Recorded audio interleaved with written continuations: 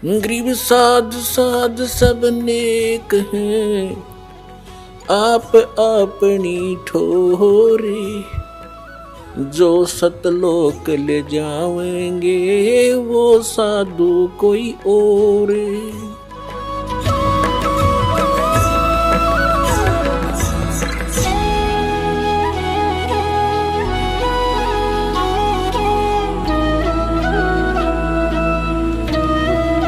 अब प्रसंग जो चला था कि समर्थ का सरना गहो रंग होरी हो, भाई कदे न हो ए काज राम रंग होरी हो। कहते समर्थ की शरण गहो, समर्थ की शरण में आ जाओ, फिर कभी अकाज नहीं होगा, आपका कोई मिस हैपनिंग नहीं होगी आपके। ये सत्कर मान लेना, पूरे विश्वास के साथ लगना, ये वो समर्थ है कबीर साहब। इसकी शरण में आने के बाद फिर अपने प्रारब्ध कर्म में आए हुए आपदाएं भी ये ऐसे टालेगा, पहले कारण बना देगा, क्योंकि कारण बनी गया। आप सत साधना कर रहे हो, आपका एक एक सांस बहुत कीमती है। आप जो दान पुण्य करते हो ठीक ठिकाने हो रहा है। पहले तो हम बाढ़ में गिरा थे, कि तो कुछ डाल दिया, कि तो श्राद्ध निकाल दिए, कि तो 500 लत्ते दे दिए, कपड़े, ये कोई दान था? 100 रुपये की बूंदी बांट देते, मंगलवार के दिन काक पीटते फिरा करते, धर्म कर दिया, वो खाक धर्म था। कहते हैं जिन हर जैसा सुमरिया, ताको तैसा लाभ, ओसा प्यास न भाग ही, जब लग दसे नि आब। कहते हैं जैसी जिसने परमात्मा की भक्ति धर्म साधना की है, उसको उतना ही लाभ मिलेगा। ओस चाटने से प्यास नहीं बुझती, और गिलास गट गट पीवे उससे प्यास बुझा करे। हम ओस चाट रहे थे जो इस भक्ति को छोड़कर अन्य जो पुण्य दान करते थे, तो उससे आत्मा की तृप्ति नहीं हो रही थी। अब आपको गिलास के गिलास पिलाए जाएंगे यहाँ पर उस परमात्मा के अमृत के। 500 यज्ञ होती हैं यहाँ पर, 500 यज्ञ इस पृथ्वी पर अगर यदि कहीं पर है तो सतलोक आश्रम बरवाला हरियाणा के अंदर है। एक यज्ञ है धर्म की, दूसरी यज्ञ है ध्यान, और तीसरी यज्ञ हवन की, चौथी यज्ञ परिणाम, और 5वीं यज्ञ है तत्व ज्ञान। तो 500 यज्ञ आपकी यहाँ पूर्ण होती हैं। एक तो धर्म यज्ञ, जैसे आप यहाँ आते हैं, क्योंकि यहाँ कोई भोजन के लिए नहीं आते बच्चे, बहन बेटियां भाई, परमात्मा के लिए आते हैं। और भोजन तो शरीर की आवश्यकता, ये तो आवश्यक है।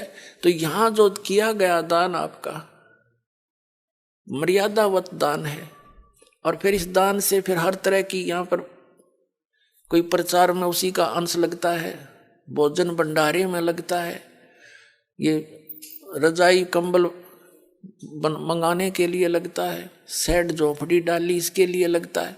तो ये सब तरह का आपका सामूहिक लाभ आपको प्राप्त हो रहा है। ये तो धर्म यज्ञ। एक अनजान व्यक्ति आ गया और उसके साथ एक और था, 2 जने, वो दोनों अनजान आ गए आश्रम में, और उन्होंने बाहर ऊट पटांग सुन रखी थी हमारे बारे में। तो उनमें से एक ने बोला, यहाँ खाना खुना खाया, उसने सारी व्यवस्था देखी। एक ने कहा कि भाई नो बाहर न्यू कह रहे थे, मजाक कर रहे थे, नो कहे, उसने तो न्यू कहे रामपाल बोला भगवान उतर रहा है। तो दूसरा बुद्धिमान था उसके साथ, ने बोला भाई ऐसा धर्म होने लग रहा है यहाँ पर, ऐसा भोजन भंडारा, यहाँ तो भगवान ना उतर रहा उन्हें तो उतर जा। और उसने क्या उदाहरण दिया कि पहले पुराने समय में हमने देखा, एक 2 मन चावल बनाया करते धर्म के नाम पे, और वर्षा हो जाया करती, मीठे चावल बना के खाया करते गांव में हैं। और यहाँ तो भाई कमाल हो रहा है, ये तो भंडारा के कुछ आज तक हमने देखा नहीं सा, जो मांगे वही वस्तु उपलब्ध है, छक छक खाओ, कोई वो खाओ, कोई पूछताछ नहीं। तो भाई ये काम भगवान बिना नहीं हुआ करते। तो पुण्यात्मा सत्कर मान लेना, जो धर्म और जो व्यवस्था यहाँ पर हो रही है ये विश्व में नहीं है, और ये कबीर भगवान बिना नहीं हो सकती। वो कबीर परमात्मा कर रहे हैं, हम तो दास है उनके। हमें तो निमित्त बना के बैठा रखा है आपके लिए, लेकिन सारा कुछ वो परमात्मा आप अपने बच्चों के लिए कर रहा है। पूरा विश्व उसके बच्चे हैं, पूरे विश्व, कीड़ी से लेकर हाथी, सब जूनी में जितने कष्ट पा रहे हैं सब के लिए चिंतित है। अब ऐसा मुहिम चली है या ये फिक्स टाइम है परमात्मा का। अब जैसे जगह जगह मोबाइलों में आप परमात्मा की वाणी, आरती, मंत्र चल रहे हैं, कोई खेतों में कर रहा है, कोई मजदूरी कर रहा है, कोई दुकान पर, कोई अपने नौकरी पर, तो सब जगह ये वाणी परमात्मा की चलती है, आरती होती है, तो पड़ोसियों को भी लाभ होता है इसका। अब जैसे कोई घर में हलवा बनावे, हलवा पड़ोसी को खाने को, साथ वाले मकान को, खाने वाले को नहीं मिलता, तो महक तो बढ़िया मिला है उसने तो एक कोई गोबर गेर रहा हो अपने घर में, तो एक कोई गोबर गेर रहा, उसके अंदर उसकी बदबू पड़ोसिया ने विशेष दर अपने आप को भी हानि करे। तो इसी प्रकार पुण्यात्माओं, ये परमात्मा की जो महिमा है, ये परमात्मा की जो महिमा दूर तक असर करे है। ये चींटी, हाथी, इन सब जीव जंतुओं पर भी इसका प्रभाव होता है। इनके जो पाप हैं वो नरम हो रहे हैं, कम हो रहे हैं। जैसे एक पड़ोसी लारा रागनी और फिल्मी गाने चलावे हैं और कोई ऐतराज नहीं किसी ने। एक भक्त कह रहा था, जी मैंने थोड़ी सी आरती ऊंची कर दी, 10 उलाने देन आ गए। इन्होंने बोले अपने भीतर भीतर चलाया करो, अंदर अंदर कान ना फोड़ो हमारे बता। और कोई जैसे गाने चला रहा था एक, नो बोला थोड़ी आवाज करिए तेज, मैंने सुनती कोई ना। वह गाने की तो आवाज तेज करावे, आरती की मंदी करावे, कोई बात नहीं, फिर भी इसका असर होता है। अब जैसे किसी को सर्प डस जाता था, पहले आध्यात्मिक तरीके से इलाज किया जाता था। इलाज करने वाले को गारडू बोला करते थे, सपेरा। वो एक मंत्र सिद्ध कर लेता था भगवान की वाणी का, और उस मंत्र को उस मूर्छित सर्प दसे हुए व्यक्ति पर, बेहोश पर बोलता रहता था, बार बार बोलता रहता था। उस मंत्र को ना तो वो बोलने वाला जिस पर बोला जा रहा है वो सुन रहा है, वो तो अचेत पड़ा है, लेकिन उस मंत्र ने उसके विष को उतार दिया और वो सचेत हो गया, जीवित हो गया। ऐसे ही ये सभी जितने जीव जंतु हैं, इनके ऊपर पाप कर्म इतने जबरदस्त है, और आप अन्य मनुष्य भी, तो वो अचेत पड़ी है उनकी आत्मा। इस परमात्मा की वाणी को बेशक वो ना सुन सकते, ना समझ सकते और ना भी चाहते, और ये चल रही है, तो उनके बहुत से पापों को ये खत्म करेगी वाणी, और फिर ये सचेत हो जाएगी आत्मा। फिर एक दिन भूख लगेगी उसको भी भगवान की। तो ये इस प्रकार प्रचार कर रखा भगवान ने। तो इस प्रकार सभी जीव जंतु जो इस परमात्मा की वाणी की रेंज में आएंगे, उनको भी धीरे धीरे मनुष्य जीवन मिलना शुरू हो जाएगा अभी, और उनका भी कल्याण होगा। पूरे विश्व में ये परमात्मा की महिमा जाएगी और सबका कल्याण होगा। अब जो प्रसंग चल रहा है, एक यज्ञ है धर्म की, यहाँ पर जो धर्म किया जाता है, भंडारा चलता है, सेट बनाए जाते हैं आपके लिए, ये रजाई सेवा, रजाई तैयार की गई है बच्चों के पैसे से, तो आपके ही पैसों से, तो ये पुण्य हो रहा है आपका। दुखी आत्मा आते हैं, क्योंकि वो परमात्मा के बच्चे हैं, वो घनी पुण्यकर्मी प्राणी हैं, जो सतलोक आश्रम बरवाड़ा के अंदर जिनके कदम टिकते हैं। आम जनसाधारण नहीं है वो, हमें मालूम, आपको तो पता नहीं। चाहे किसी भी कारण से आते हैं, कोई परमात्मा पाने आता है या कोई संकट निवारण के लिए आता है, वो बहुत पुण्यकर्मी प्राणी है। ना देश भरा, ये पूरा हरियाणा रहा, यहाँ से कितने का आते हैं और कहाँ से आप आ रहे हो। आप उस परमात्मा के लाडले बच्चे हो, और ये भी उसी के बच्चे हैं, लेकिन ये अभी अचेत हैं। यहाँ ये परमात्मा की वाणी टीवियों के माध्यम से, अपने मोबाइलों के माध्यम से चल रही है, तो ये भी सचेत हो जाएंगे एक दिन, इनको भी आना पड़ेगा यहाँ पर। सभी को जरूरत है भगवान की। और एक यज्ञ है धर्म की, दूसरी यज्ञ है ध्यान। ध्यान कोई ये हठ योग नहीं है संतों का, सहज समाधि है। जैसे आप सत्संग में आने की नियत करते हो, काल ने 36 पंगे पा रखे आपकी जान ने, किसी की तो सासू लड़े, किसी का ससुरा धमकावे, किसी का बेटा करड़ा हो जा कि जाओगे तीसरे दिन झोला उठा के। कोई बेटा चाहता तो पिताजी आंट लगावे, कह माँ धमकावे। तो उसके लिए आप पहले ही कई दिन पहले ऐसा माहौल बनाने की चेष्टा करते हो, घना तक काम करोगे, सारे काम न करके न सोचो चलते समय कोई ना ना कर दे, तो वो जो कुछ भी आपका चिंतन है वो ध्यान है, वो परमात्मा के शुभ संस्कारों में आपका लिखा जाएगा। और एक फिर यहाँ आते हो तो मालिक के सिवा दूसरी बात नहीं। ठीक है, कोई रिश्तेदार मिलता है तो 2 मिनट राम रमी होती है, उसके बाद फिर परमात्मा की चर्चा है, कोई दुख बता रहा है, कोई सुख बता रहा है, तो ये सब ध्यान में ही आती है परमात्मा की चर्चा में। तो उसका ध्यान रहता है यहाँ आने के बाद, और सारी टेंशन दूर हो जाती हैं और यहाँ परमात्मा का जिक्र चलता है। तो दिस इज मेडिटेशन। मेडिटेशन क्या होता है?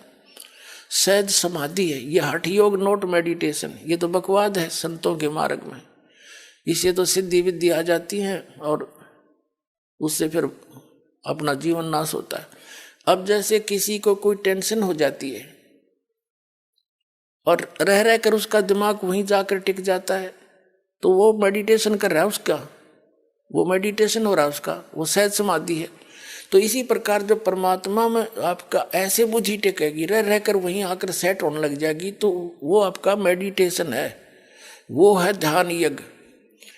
तो परमात्मा की लीलाओं से परिचित, फिर यहाँ के दुखों से परिचित प्राणी फिर रह रहकर मालिक को याद करेगा, रह रहकर उसकी कसक उठेंगी, तो वो ध्यान है। फिर तीसरी यज्ञ है हवन की। यहाँ पर जितने भी पाठ रखे जाते हैं प्रत्येक की अलग से ज्योति जलाई जाती है। इस वजह से 500 पाठ हो गए एक महीने में, तो 500 किलो घी यानी 5 क्विंटल घी का हवन किया जाता है। हवन की विधि सिंपलेस्ट है और यही है अंतिम। वेदों में भी ज्योति यज्ञ का ही प्रमाण है। एक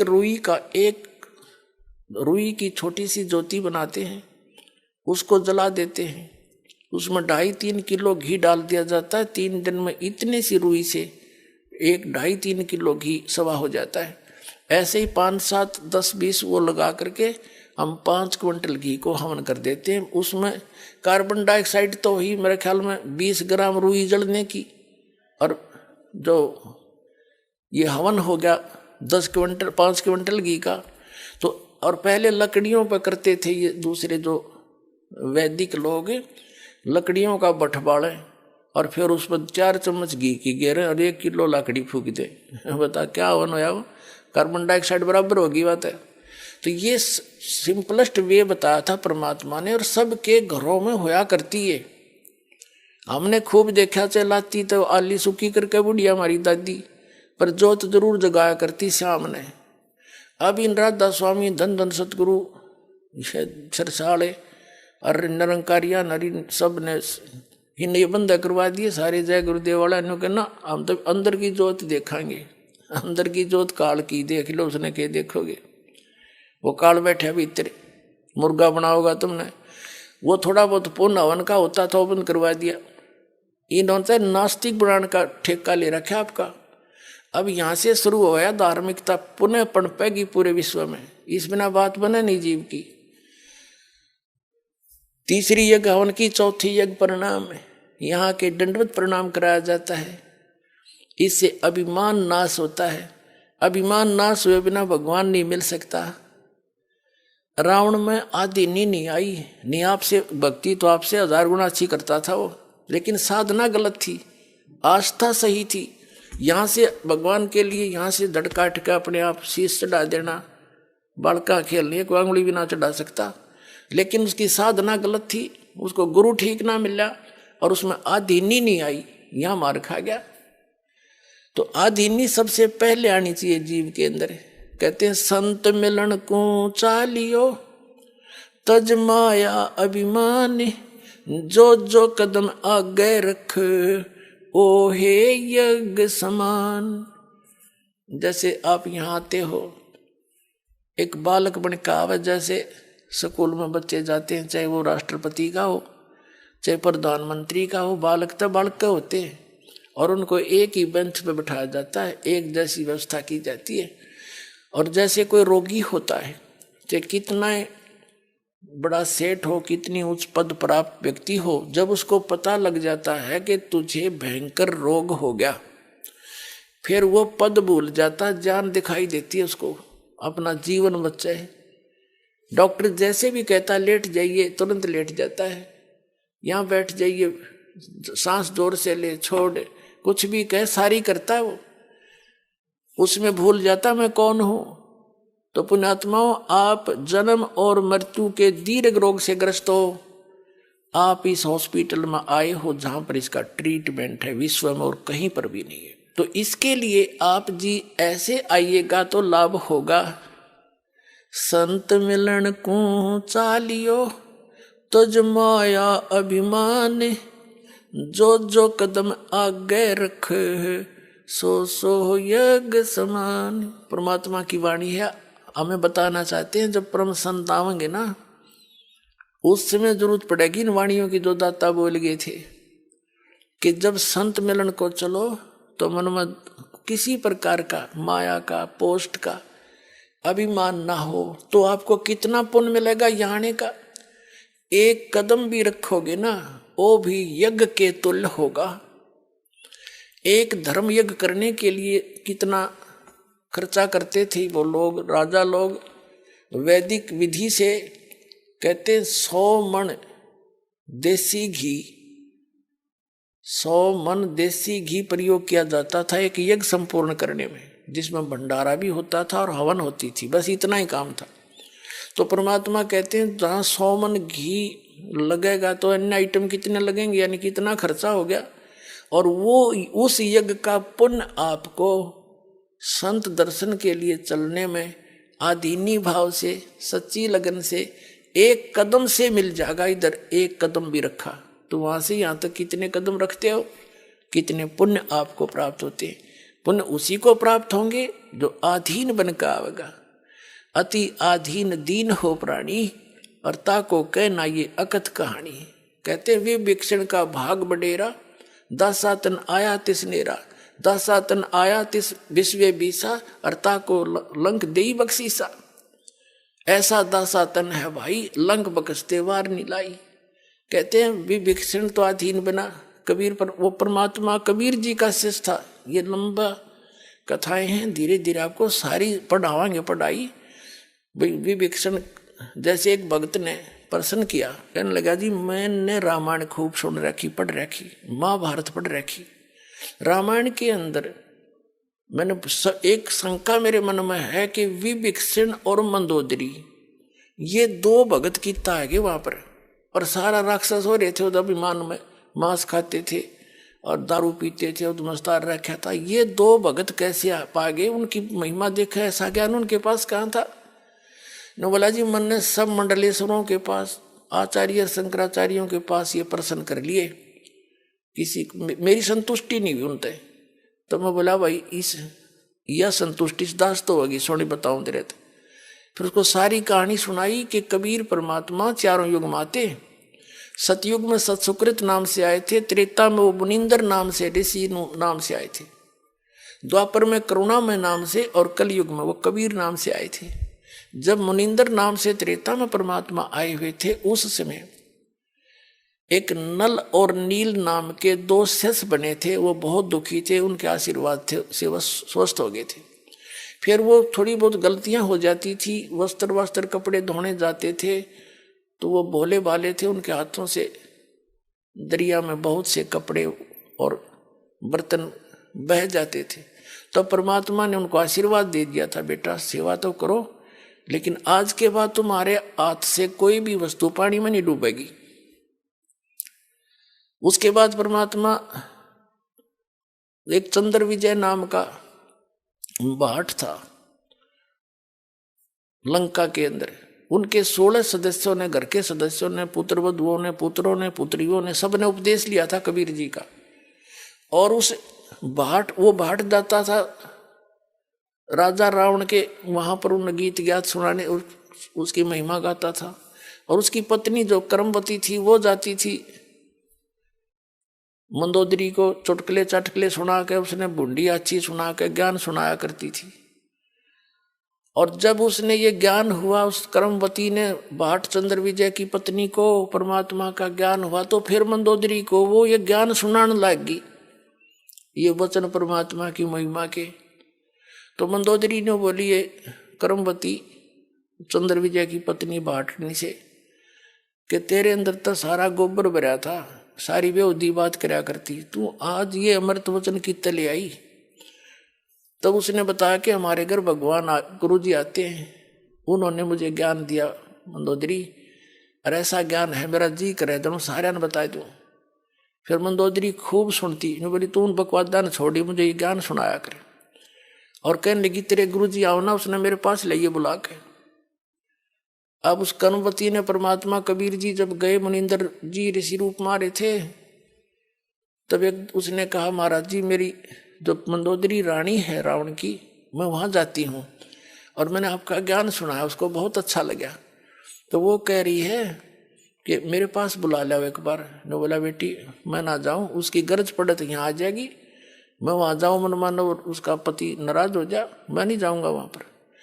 तो कर्मवती गई, जाके कहा कि बहन गुरुजी ऐसे ऐसे कह रहे हैं, और देख संतों को बुलाना नहीं चाहिए, खुद जाना चाहिए। तो मंदोदरी का समझ में आ गई, पुण्यात्मा थी, ने बोली चल मैं चलती हूँ।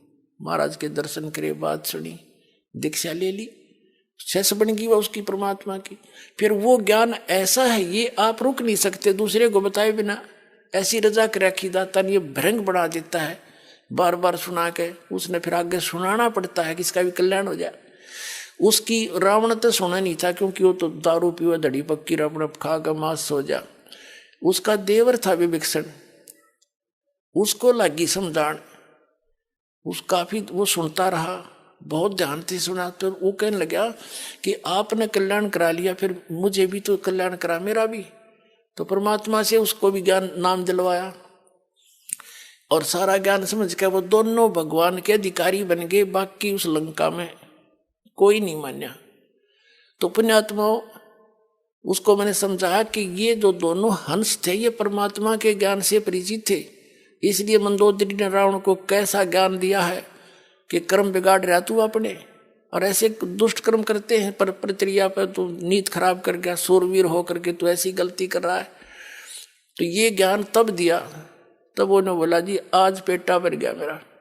बाकी ये बात से तो थारी उठपटांग सी कथा तो मेरा समझ में आ नहीं रही, पर होगा अवश्य ऐसा ही।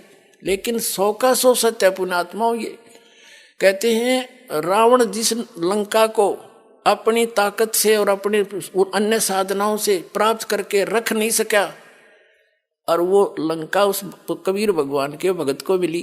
कहते जैतन राजपाट भी चाहिए कर हमारा ये ध्यान, यह बीमारी भी हम काटेंगे तेरी। कहते हैं भी विभीषण का भाग बडेरा, दासातन आया तिसनेरा, दासातन आया विश्व बीसा, ताको लंक देई बख्शीसा। बख्शीश में दिवाई कबीर भगवान ने, अगले तू कर ले राज, तने राज चाहिए, क्यों ज्ञान तो था नहीं, भक्ति मालिक की जरूर करते थे। तो अब वो सभी प्राणी जन्म लेते हुए आ रहे हैं, अब सबका मोक्ष होगा। ये है वो यथार्थ ज्ञान, और यहीं पर पूरा समाधान प्राप्त करो और कल्याण कराओ। बोलो सतगुरुदेव।